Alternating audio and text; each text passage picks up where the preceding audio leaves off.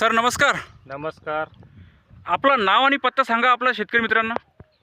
माझं नाव अर्जुन विजय बाजळ, राहणार मादनी, तालुका मेहकर, जिल्हा बुलढाणा. अच्छा. तर सध्या आपण जे आहे हळदी या प्लॉटमध्ये उभे आहेत. हो. बरं, हे हळदीचं प्लॉट क्षेत्र किती आहे? 2 एकर आहे. 2 एकर आहे. हो. बरं. तर या हळदीला आपण पूर्ण ट्रीटमेंट केलेली आहे ती धन्वंतरी कंपनीच्या प्रोडक्टची. हो. तर सुरुवातीपासून याचा कसा कसा वापर केला आहे त्याच्यानंतर आपण ते पण समजून घेऊ तुमच्याकडून. बरं, पहिली गोष्ट जी आहे, याला ज्या प्लॉटला आहे मार्गदर्शन कोणाचे लाभलेले आहेत? मार्गदर्शन म्हणजे आमचे विश्वगुरू विश्वनाथ साबळे सर, मलकापूर, यांच्या मार्गदर्शनाखाली आम्ही हा 2 एकराचा प्लॉट डेव्हलप करत आहे. आणि अच्छा आम्हाला त्याचे रिझल्टही चांगले आहे. अच्छा. बरं, आपले जे विश्वनाथ साबळे सर आहेत ते मलकापूर मोताळाहून. हो, मोताळावरून. हां, तर त्यांचं पूर्ण मार्गदर्शन याच्यामध्ये लाभत आहे. हो. बरं, त्यांनी सांगितल्याप्रमाणे याच्यामध्ये तुम्ही स्टार्टपासून जे वापर केला आहे प्रोडक्टचा, हो. ते काय काय केलेलं आहे एकदा सांगा. सर्वप्रथम मी बीज प्रक्रिया जी आहे, RPS 76ची बीज प्रक्रिया करून बेण्याला लावून RPS 76 लावून आम्ही पेरलेलं आहे. अच्छा. त्याच्यानंतर पहिला बेसल डोसमध्ये आम्ही 12-32-16 आणि ग्रॅन्युअल्स, RPS 76चं ग्रॅन्युअल्स हे दिलेलं आहे. आणि नंतर मग त्याच्यानंतर आम्ही पहिला ड्रिचिंग जी आहे रायझोरिच आणि RPS याची दिलेली आहे. अच्छा. आणि आता 2 ते 3 दिवसात आता आम्हाला RPS 76 आणि सॉईल गार्ड याची ड्रिचिंग करायची आहे. आणि एक फवारणी घ्यायची आहे, RPS 76 मायक्रोरिच याची फवारणी घ्यायची आहे. अच्छा. हो.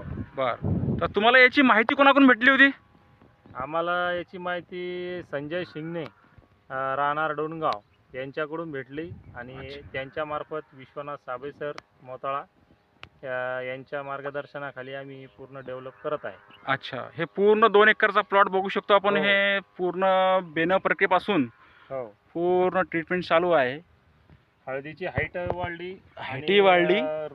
पानाची जी रुंदी आहे, हां, ही साईज पण वाढली पण वाढली, पानाची quality आणि वाढली, लसलसीत आहे पान. लसलशीत आहे. आणि हां. फुटवे चांगले, हिरवेगार आहे. खाली फुटवे पण चांगले. हां, हे बघा आता एका ड्रेसिंग मध्ये एवढा रिझल्ट आहे. हां. फुटव्यांचा अजून फुटायला लागलेत ते. हां, म्हणजे बेणं प्रक्रियेचा हा रिझल्ट आहे. रिझल्ट आहे. आणि कोणत्या प्रकारची आता जे सध्या आता म्हणजे शेतकरी म्हणायला आले की बा आमच्या हळदीला सड लागली, कीड लागली. तर याच्यासाठी सगळ्यात प्रथम मी शेतकऱ्यांना सांगिततो की सर्व शेतकऱ्यांनी RPS 76ची बीज प्रक्रिया जर केली तर तुमच्या हळदीला कोणत्या प्रकारचं सड वगैरे लागत नाही आणि त्याची क्वालिटी चांगली राहते. जर तुमचं बी जर चांगला निघलं तर तुमची हळदही चांगली निघते. बेणं जर चांगलं असलं तर तुम्हाला हळदही चांगली होते. अच्छा, जर आता आपण धन्वंतरी कंपनीचे प्रोडक्टचा किती क्षेत्रामध्ये वापर चालू आहे? आमचा पूर्ण 30 एकरामध्ये चालू आहे. अच्छा. सोयाबीन आहे, तूर आहे, संत्रा आहे. अच्छा. याचे रिझल्ट चांगले आहेत. तुरीत पण चांगले आहेत, संत्र्याला चांगले आहेत, सोयाबीन पण चांगली आहे.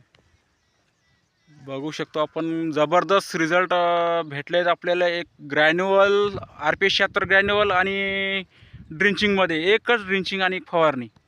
हो. जबरदस्त रिझल्ट भेटलेले आहेत. तर तुम्ही आपल्या धन्वंतरी कंपनीचे जे प्रोडक्टचा वापर केला याच्यापासून समाधानकारक आहे? हो, आम्ही समाधानकारक आहे. अच्छा, जे आपले आता कास्तकार आहेत, हळदीचे पीक घेणार आहेत, तुम्ही त्यांना काय सांगू इच्छिता? सगळ्यांनी हे धन्वंतरी कंपनीचे ऑर्गॅनिकमध्ये RPS 76 कोणतंही प्रोडक्ट घ्या, हे वापर केला पाहिजेत.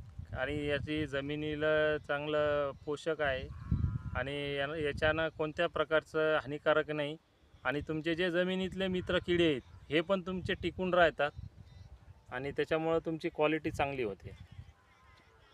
आणि आता सध्या 1 महिना झाले जवळपास पाणी नाही आहे, त्याचाही काय इफेक्ट वाटत नाही आहे या प्रोडक्टमुळं.